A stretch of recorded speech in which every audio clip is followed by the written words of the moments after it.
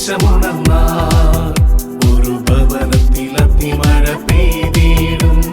പരിശുദ്ധാത്മാവേ കൃപ ചൊരിയണമേ, പരിശുദ്ധാത്മാവേ ശക്തി പകരണമേ. രണ്ട് കരങ്ങളും ശിരസിൽ ഒന്ന് കമഴ്ത്തി വെച്ചാലോ? കണ്ണടച്ചേ. കർത്താവേ, ഇന്നേ ദിവസം അങ്ങ് ആഗ്രഹിക്കുന്ന വിധത്തിൽ എൻ്റെ ജീവിതത്തിൽ ആത്മീയമായി ബലപ്പെടാൻ ഞാൻ ആഗ്രഹിക്കുന്നു. ഓരോ വ്യക്തിയും ആഗ്രഹിക്കുക. ഈ ശുശ്രൂഷയിൽ പങ്കെടുക്കുന്നത് വെറുതെ ഇത് കാണാനല്ല, മറിച്ച് അഭിഷേകം പ്രാപിക്കാനാണ്.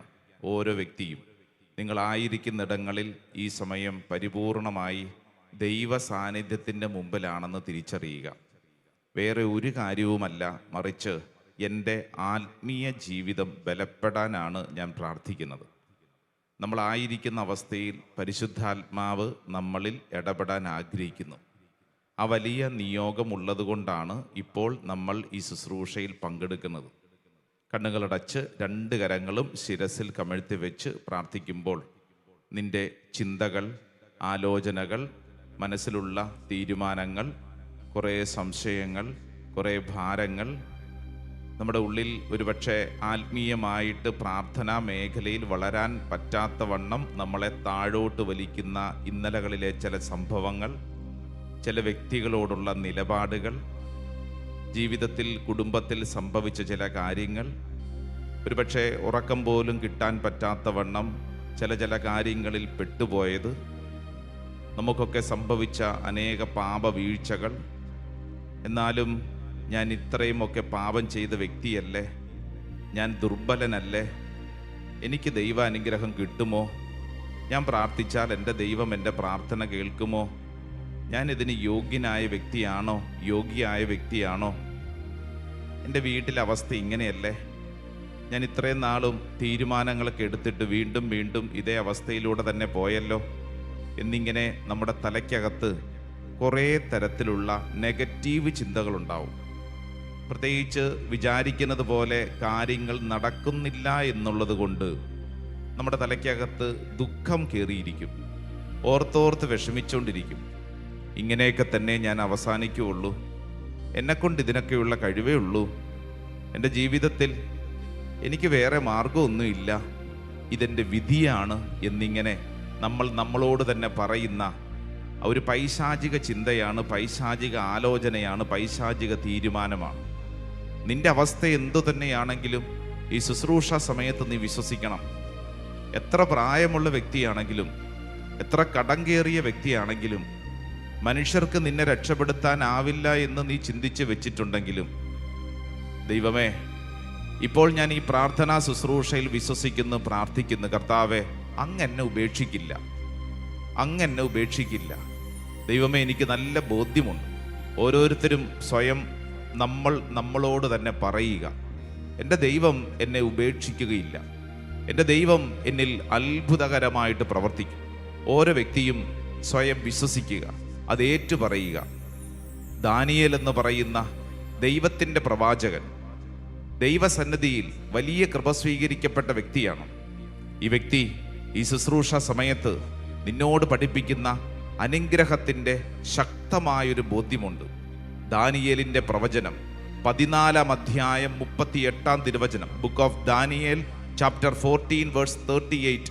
ദാനിയേൽ പറഞ്ഞു, ദൈവമേ, അങ്ങ് എന്നെ ഓർമ്മിച്ചിരിക്കുന്നു, അങ്ങേ സ്നേഹിക്കുന്നവരെ അങ്ങ് ഉപേക്ഷിച്ചിട്ടില്ല.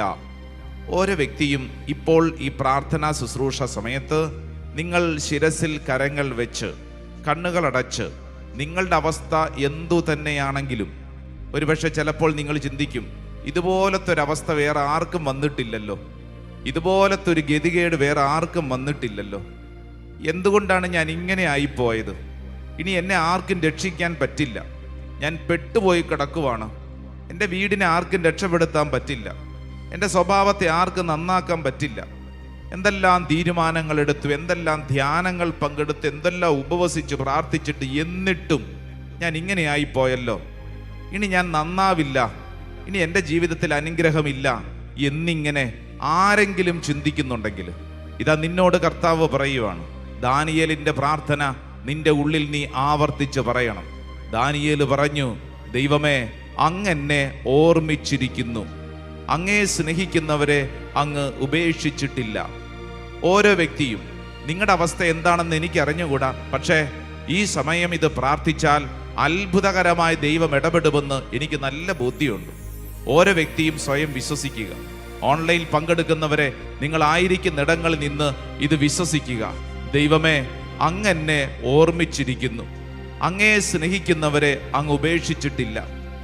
സിംഹക്കുഴിയിൽ കിടന്ന് ജീവിതത്തിൻ്റെ വലിയ ഞെരുക്കത്തിൽ എല്ലാം അവസാനിച്ചുവെന്ന് തോന്നുന്ന സമയത്ത് ഈ ദാനിയേലിൻ്റെ മുമ്പിലേക്ക് ഹബക്കൂക്ക് എന്നൊരു പ്രവാചകനിലൂടെ ദൈവത്തിൻ്റെ ആത്മാവ് ഭക്ഷണം എത്തിച്ചപ്പോൾ ആകാശത്തോട്ട് നോക്കി നിന്നുകൊണ്ട് ജീവിതത്തിൻ്റെ ആ ഞെരുക്കത്തിൻ്റെ നടുവിൽ ദാനിയേൽ പഠിപ്പിച്ച പ്രാർത്ഥന, ദൈവമേ, അങ്ങെന്നെ ഓർമ്മിച്ചിരിക്കുന്നു.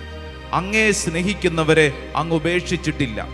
എൻ്റെ സഹോദര സഹോദരി, നിന്റെ അവസ്ഥ എത്ര തകർന്നതാണെങ്കിലും ചതിക്കുഴിയിലാണെങ്കിലും പെട്ടുപോയതാണെങ്കിലും നീ ഒരു കാര്യം തീരുമാനിക്കുക. നിന്റെ ദൈവത്തെ സ്നേഹിക്കാൻ നീയൊന്ന് തീരുമാനിക്കുക. ദൈവമേ, ഞാൻ അങ്ങയെ സ്നേഹിക്കുന്നു. എൻ്റെ കുറവുകളോടുകൂടെ തന്നെ ഞാൻ അങ്ങയെ സ്നേഹിക്കുന്നു. എൻ്റെ ഇല്ലായ്മകളെ ഓർത്ത് ഞാൻ അങ്ങയെ സ്നേഹിക്കുന്നു. എൻ്റെ വീട്ടിലെ അവസ്ഥയെ ഓർത്തുകൊണ്ട് ഞാൻ അങ്ങയെ സ്നേഹിക്കുന്നു. ദൈവമേ, എൻ്റെ അവസ്ഥ ഇതാണ്. ഈ അവസ്ഥയിൽ കർത്താവെ അങ്ങ് എന്നിൽ ഇടപെടുന്നതിനെ ഓർത്തുകൊണ്ട് ഞാൻ നന്ദി പറഞ്ഞ് സ്തുതിക്കുന്നു. 2 കരങ്ങൾ ശിരസിൽ കമിഴ്ത്തി വെച്ച് ഈ ദാനിയേൽ പഠിപ്പിച്ച വചനം ആവർത്തിച്ച് ഉള്ളിൻ്റെ ഉള്ളിൽ പറയണം. ദൈവമേ, അങ്ങെന്നെ ഓർമ്മിച്ചിരിക്കുന്നു. ഓ ഗോഡ്, യു റിമെമ്പേർഡ് മീ. അങ്ങെന്നെ ഓർമ്മിച്ചിരിക്കുന്നു. അങ്ങെന്നെ ഓർമ്മിച്ചിരിക്കുന്നു. ഈ ശുശ്രൂഷ സമയത്ത് നിന്റെ അവസ്ഥ എത്ര കെട്ടവസ്ഥയാണെങ്കിലും നീ നിന്നോട് തന്നെ പറയണം, എൻ്റെ ദൈവം എന്നെ ഓർമ്മിച്ചിരിക്കുന്നു. ഓ ഗോഡ്, യു റിമെമ്പേർഡ് മീ. ദൈവമേ, അങ്ങെന്നെ ഓർമ്മിപ്പിച്ചിരിക്കുന്നു. അതുകൊണ്ടല്ലേ നീ ശുശ്രൂഷയിൽ പങ്കെടുക്കേണ്ടത്. നീ എവിടെ കിടക്കേണ്ട വ്യക്തിയാ, എത്ര തകർന്നു പോകേണ്ട വ്യക്തിയാ, എത്രമേൽ നിന്റെ ജീവിതം തകർന്നടിയേണ്ട വ്യക്തിയാണ്. പക്ഷേ നിന്നെ കർത്താവ് ഉപേക്ഷിച്ചില്ലല്ലോ. ഓ ദൈവമേ, ഞാൻ വിശ്വസിക്കുന്നു, അങ്ങെന്നെ ഓർമ്മിച്ചിരിക്കുന്നു. എത്ര ചതിക്കുഴിയിൽ കിടക്കേണ്ടവനാണ് ഞാൻ, എത്ര നാണംകടലിലൂടെ കടന്നു പോകേണ്ടവനാണ് ഞാൻ, എത്ര അപമാനത്തിലൂടെ കടന്നു പോകേണ്ടവനാണ് ഞാൻ. കർത്താവെ, ഈ ശുശ്രൂഷയിൽ പങ്കെടുക്കാൻ കർത്താവെ അങ്ങെന്നെ നിയോഗിച്ചല്ലോ. നീ വിശ്വസിക്കൂ. ദൈവമേ, അങ്ങെന്നെ ഓർമ്മിച്ചിരിക്കുന്നു. അങ്ങയെ സ്നേഹിക്കുന്നവരെ അങ്ങ് ഉപേക്ഷിച്ചിട്ടില്ല. Oh God, I know one thing, that you remembered me and you always protect me. Always you protect me. അങ്ങെന്നെ ഉപേക്ഷിച്ചിട്ടില്ല. അങ്ങെന്നെ ഉപേക്ഷിച്ചിട്ടില്ല. എൻ്റെ പ്രിയപ്പെട്ട സഹോദരങ്ങളെ, നിങ്ങളോട് തന്നെ പറയുക, എൻ്റെ കുടുംബത്തെ ദൈവം ഉപേക്ഷിച്ചിട്ടില്ല. എൻ്റെ കുടുംബത്തെ ദൈവം ഉപേക്ഷിച്ചിട്ടില്ല. എൻ്റെ വ്യക്തിപരമായ ജീവിതത്തെ ദൈവം ഉപേക്ഷിച്ചിട്ടില്ല. ദാനിയേൽ എന്ന് പറയുന്ന വ്യക്തി സിംഹക്കുഴിയിൽ കിടന്നുകൊണ്ട് പാടിയതും പ്രാർത്ഥിച്ചതും നിന്റെ മനസ്സിൽ നിറയട്ടെ. ദൈവം എന്നെ ഉപേക്ഷിച്ചിട്ടില്ല. എൻ്റെ ദൈവം എന്നെ ഓർക്കുന്നു. പഴയ നിയമത്തിലെ ജോസഫ് പൊട്ടക്കിണറ്റിൽ കിടന്നവൻ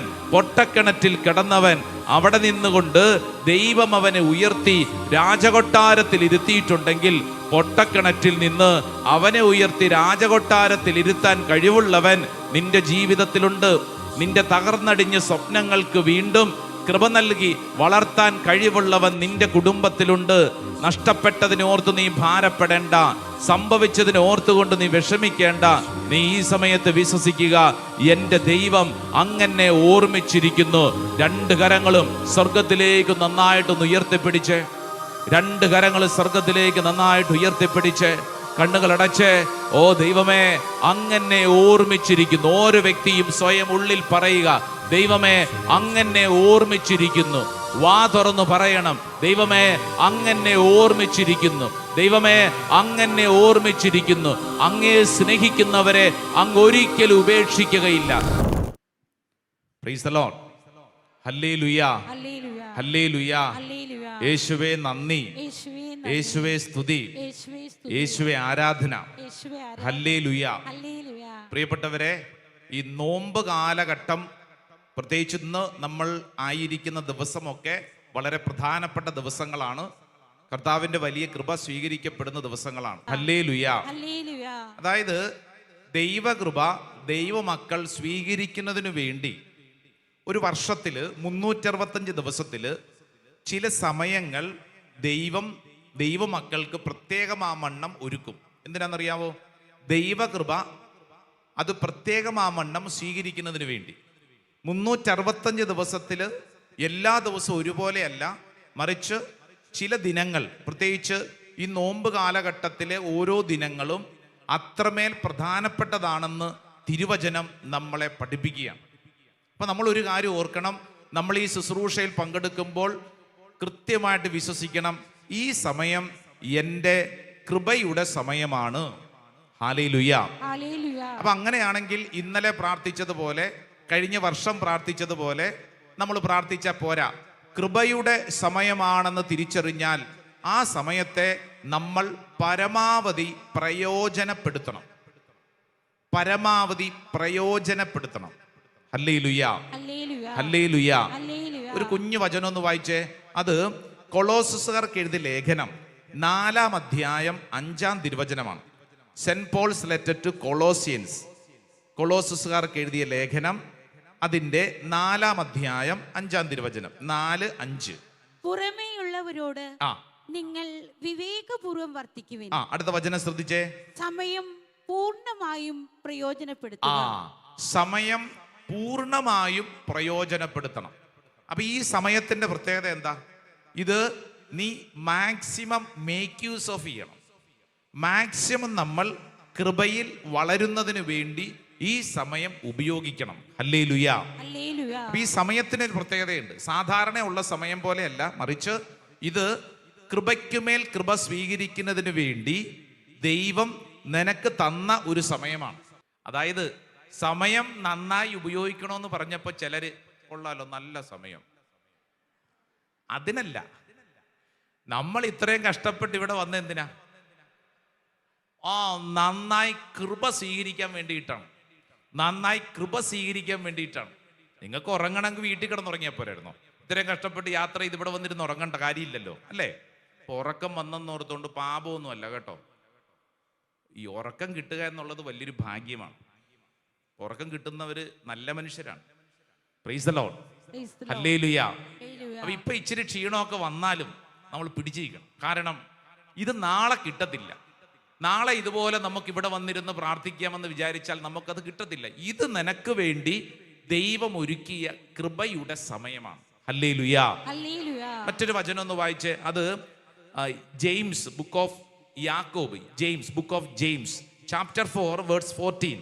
യാക്കോബ് ശ്ലീഹായുടെ ലേഖനം 4-ാം അധ്യായം 14-ാം തിരുവചനം, 4:14. യാക്കോബ് ശ്ലീഹ കേട്ടോ, book of James chapter 4 verse 14, 4:14. കിട്ടിയവരൊന്ന് വായിച്ചേ.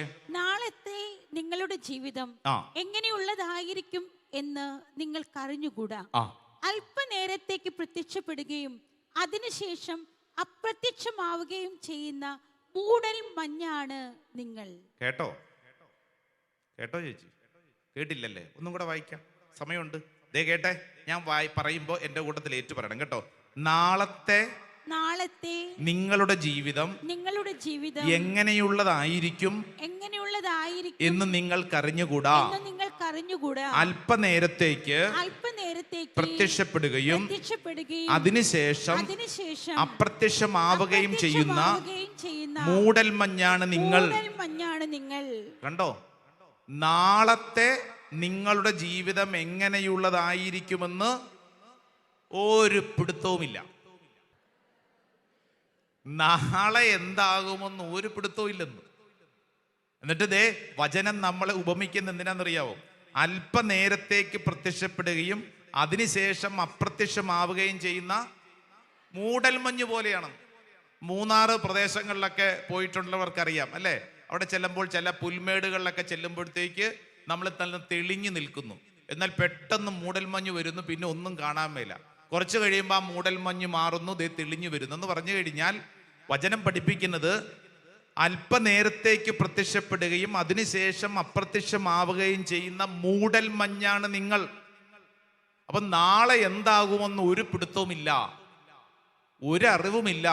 അപ്പൊ അതുകൊണ്ട് യാക്കോബ് ശ്ലീഹ പറയാണ്, നിനക്ക് കിട്ടിയ ഈ സമയം, നാളത്തെ സമയമല്ല, നിനക്ക് കിട്ടിയ ഈ സമയം നീ പൂർണ്ണമായും പ്രയോജനപ്പെടുത്തണം. ഹല്ലേലൂയാ, ഹല്ലേലൂയാ, ഹല്ലേലൂയാ.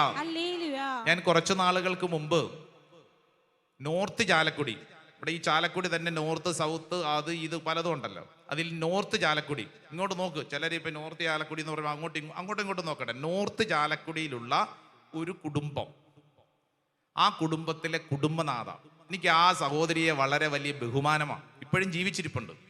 ഞാൻ കുറേ വർഷങ്ങൾക്ക് മുമ്പ് ആ ദേശത്ത് ഒരു പോപ്പുലർ മിഷൻ ധ്യാനം 2006 2007 പോപ്പുലർ മിഷൻ ധ്യാനം നടന്നപ്പോൾ പരിചയപ്പെട്ടൊരു കുടുംബമാണ്.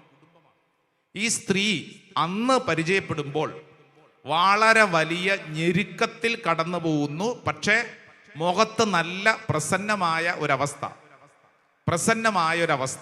കാരണം ഈ പോട്ട ആശ്രമം എന്ന് പറഞ്ഞ ആ സഹോദരിയുടെ സ്വന്തമായ ഒരു സ്ഥലം. മറ്റൊരു പ്രത്യേകത, ഭർത്താവ് ഉത്തരവാദിത്തമില്ല, മദ്യപാനി, താന്തോന്നി, പല പ്രശ്നങ്ങളും നാട്ടിലുണ്ടാക്കും. ഈ സ്ത്രീ എന്ത് ചെയ്യുന്നറിയോ? മൂന്നോ നാലോ കുഞ്ഞുങ്ങളുണ്ട്. ഈ കുഞ്ഞുങ്ങളെ എല്ലാവരെയും പെറുക്കിയെടുത്തുകൊണ്ട് എല്ലാ ദിവസങ്ങളും, അതായത് ഇവിടുത്തെ ശുശ്രൂഷ സ്കൂളില്ലാത്ത ദിവസങ്ങളിൽ പെറുക്കിയെടുത്തുകൊണ്ട് ഇങ്ങോട്ട് വരും. എന്നിട്ട് ആ സഹോദരി പറഞ്ഞു, എൻ്റെ അച്ഛാ, ഞാൻ ഈ മണ്ണിൽ കിടന്നാണ് വളർന്നത്, പോട്ട ആശ്രമത്തിൻ്റെ മണ്ണിൽ കിടന്നാണ് വളർന്നത്. എൻ്റെ മക്കള് വീട്ടിൽ നിന്ന് ഭക്ഷണം കഴിച്ചതിനേക്കാൾ കൂടുതൽ ഈ പോട്ട ആശ്രമത്തിലെ കഞ്ഞി കുടിച്ച അതുങ്ങൾ വളർന്നത്. വീട്ടിലെ ഞെരുക്കം അത്രയും വളരെ വലുത്. അപ്പൊ ഈ കുഞ്ഞുങ്ങള് കരച്ചില്, പിഴിച്ചില്, ബഹളം. അപ്പൊ ഇവിടെ ഇരിക്കുന്ന ചിലരൊക്കെ ചിന്തിക്കുന്ന ഒരു കാര്യമുണ്ടല്ലോ, ഒരു വചന ശുശ്രൂഷയ്ക്ക് പോകുമ്പോൾ കുട്ടികളെ കൊണ്ടുപോകുന്നില്ല. കാരണം കൊച്ചു കരയും, കൊച്ചു ബഹളം ഉണ്ടാവും, കൊച്ചു ഓടും. പിന്നെ കൊച്ചു നിങ്ങളെപ്പോലെ കസേരയിൽ ഇരുന്ന് ഗൗരവമായിട്ട് കേൾക്കുവോ? ഇല്ലല്ലോ. കൊച്ചു കരയും, കുഞ്ഞല്ലേ, കുഞ്ഞു പിന്നെ കരയാതിരിക്കുവോ? കൊച്ചിന് പിന്നെ ഓടാൻ വരുമ്പോൾ ഓടണ്ടേ? കൊച്ചോടട്ടെ, കുഞ്ഞുങ്ങൾ ഓടട്ടെ. ഞാൻ എന്തിനിത് പറഞ്ഞെന്നറിയോ? ചില മാതാപിതാക്കള്, ചില ഗ്രാൻഡ് പേരൻസ് പള്ളിയിൽ കുഞ്ഞുങ്ങളെ കൊണ്ടുപോകത്തില്ല. ഇനി കൊണ്ടുപോയാൽ തന്നെ അതുങ്ങളെ വേറെ എവിടെയെങ്കിലും മാവിൻ്റെ ചുവട്ടിലും പറമ്പിലും കൊണ്ട് നിർത്തും. ഇങ്ങോട്ട് നോക്കിക്കേ, കുഞ്ഞുങ്ങള് കരയുക, ഓടുക എന്നുള്ളത് അത് അവരുടെ സ്വഭാവമാണ്. അതവരോടട്ടെ. പക്ഷെ ഓടുന്നു, കരയുന്നു എന്ന് കരുതി ഒരു ശുശ്രൂഷയ്ക്ക് കൊണ്ടുപോകാതിരിക്കരുത്. അവരിച്ചിരി വർത്തമാനം പറഞ്ഞു, അവരിച്ചിരി അസ്വസ്ഥത ആയിക്കോട്ടെ, അത് കുഞ്ഞുങ്ങളല്ലേ. ഈ സ്ത്രീ എന്നോട് പറഞ്ഞ കാര്യം, അച്ഛാ, എൻ്റെ കുഞ്ഞുങ്ങൾ കരച്ചിലും പിഴിച്ചിലൊക്കെ ഉണ്ട്, പക്ഷേ ഞാൻ ഇതിങ്ങളെ 3 കൊണ്ട് ഈ പോട്ടാശ്രമത്തിൻ്റെ മണ്ണിൽ വന്നിരുന്ന് വചനം കേൾക്കും. അച്ഛാ, എൻ്റെ കുടുംബത്തിൻ്റെ കണ്ണുനീരിൻ്റെ നടുവിൽ എനിക്ക് ആശ്വാസം കിട്ടിയത് ഈ മണ്ണിലിരുന്നാണ്. നന്നായിട്ടൊന്ന് കൈയടിച്ച് ഈശോയ്ക്ക് നന്ദി പറഞ്ഞേ. ഹല്ലേലൂയാ, ഹല്ലേലൂയാ. ഞാൻ ഈ കഴിഞ്ഞ ദിവസം ഇവരെ വീണ്ടും കണ്ടതാണ് ഞാൻ നിങ്ങളോട് പറയാൻ വന്നത്. ഈ മക്കള് മൂന്നോ നാലോ ഈ മക്കൾ വളർന്ന് ഇപ്പൊ ഇവര് വിദേശ രാജ്യങ്ങളിലൊക്കെ നല്ല ജോലി. ഈ അമ്മയെ പൊന്നുപോലെ ഈ മക്കൾ കൊണ്ട് നടക്കും. ഈ കുടുംബത്തിന്റെ അവസ്ഥ ഞാൻ ആദ്യം പറഞ്ഞ ഭർത്താവ്, പുള്ളി കുടിയൻ, അസ്വസ്ഥത ഒക്കെ ഉണ്ട്. ഇപ്പൊ ക്ഷീണമായി, പഴയ പോലെ കുടിക്കാൻ പറ്റുന്നില്ല. ആഗ്രഹമുണ്ട്, കുടിക്കാൻ പറ്റുന്നില്ല. കാരണം ആരെങ്കിലും കയ്യെ പിടിച്ചോണ്ട് പുറത്തോണ്ട് പോകണം, അതിനാരും ഇല്ലല്ലോ. ആഗ്രഹമൊക്കെ ഉണ്ട്, പഴയ പോലെ വീരനായിട്ട് കുടിച്ച് റോട്ടിൽ കൂടെ ഒക്കെ നടക്കാൻ ആഗ്രഹമുണ്ട്. ഇപ്പൊ പറ്റാത്തത് കൊണ്ട് വീട്ടിൽ ഇരിപ്പുണ്ട്.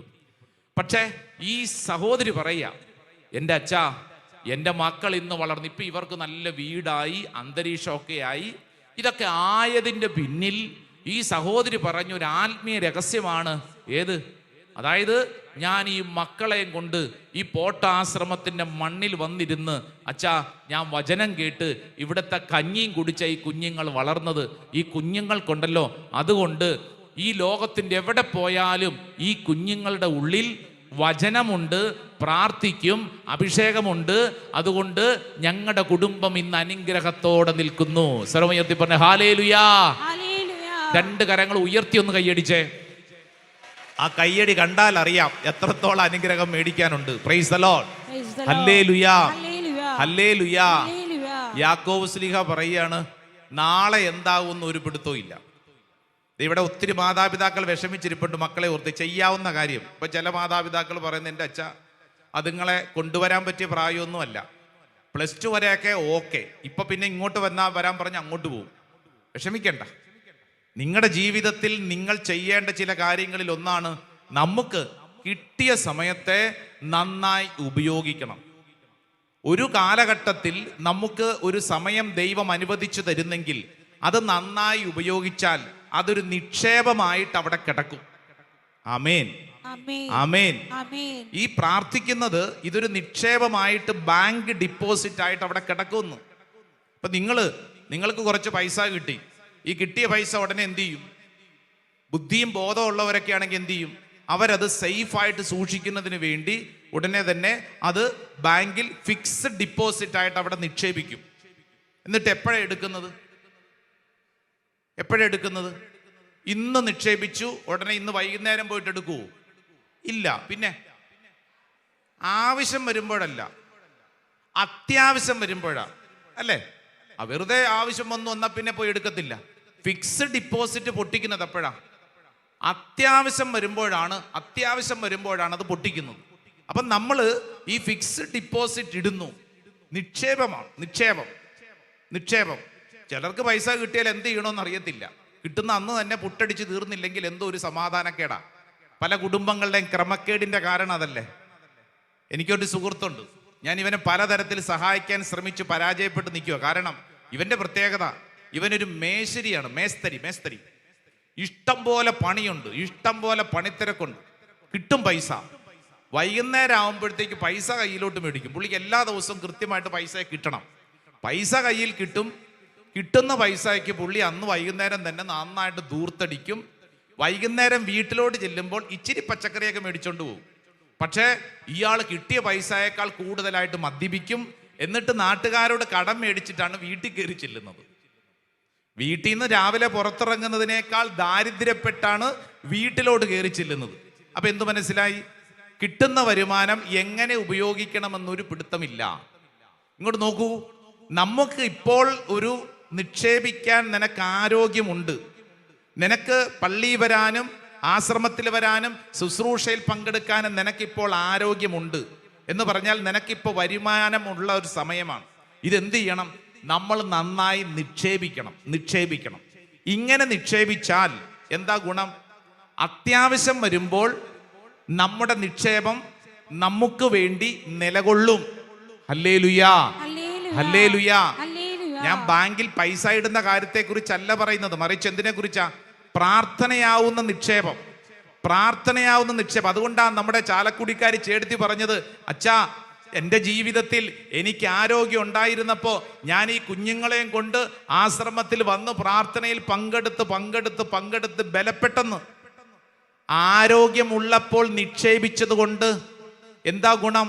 ഇപ്പോൾ ആ കുടുംബത്തിൽ അന്ന് നിക്ഷേപിച്ചതാണ് ഒരു സമ്പത്തായിട്ട് വളർന്നിരിക്കുന്നത്. ഹല്ലേലൂയാ, ഹല്ലേലൂയാ. എന്നാൽ പിന്നെ ആ സഹോദരി ചിന്തിക്കുകയാണ്, ഞാനല്ലല്ലോ കുടുംബനാഥൻ ഇവിടെ ഉണ്ടല്ലോ, അയാളല്ലേ കുടുംബം നോക്കേണ്ടത്, അയാൾ ഒരു ഉത്തരവാദിത്തം ഇല്ലാതെ കഴിയുന്നു.